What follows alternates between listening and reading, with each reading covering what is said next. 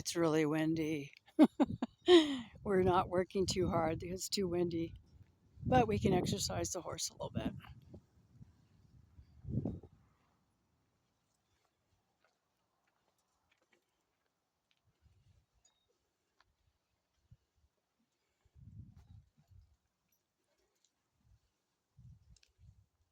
So you having a hard time focusing?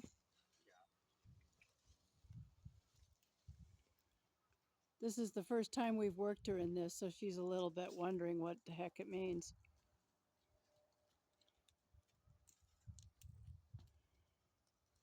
We have brand new footing. This horse has never been in this footing before, so she's kind of snorting at it.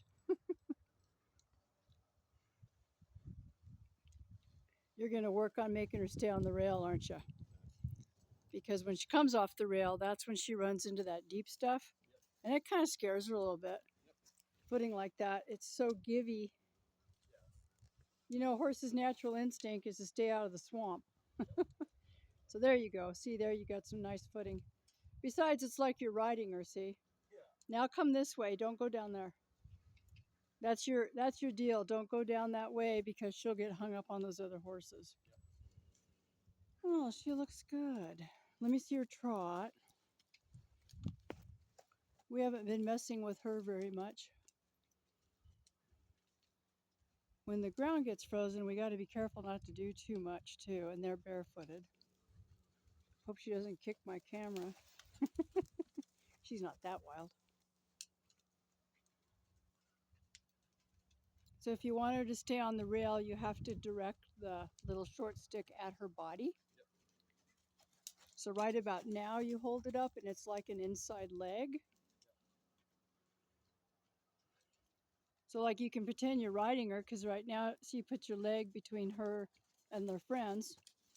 And then coming around this way, you'd push on the leg to push her up against the rail.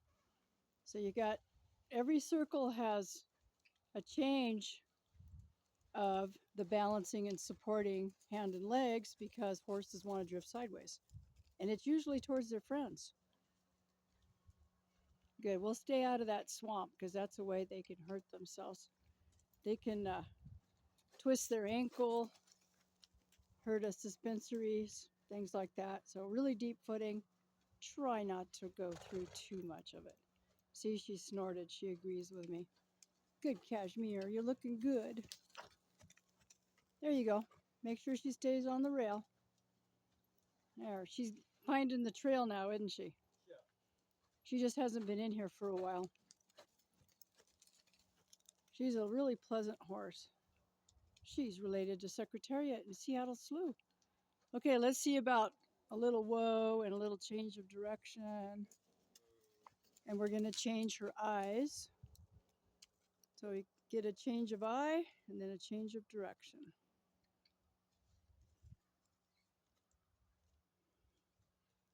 And one thing we really love is when you change direction, they do not take off at a dead run.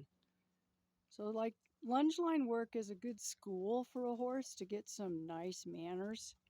Make them a little more broke or a little more gentle. So changing directions and just a nice walk session again. You know, it's still a great way to stay in contact with your horse.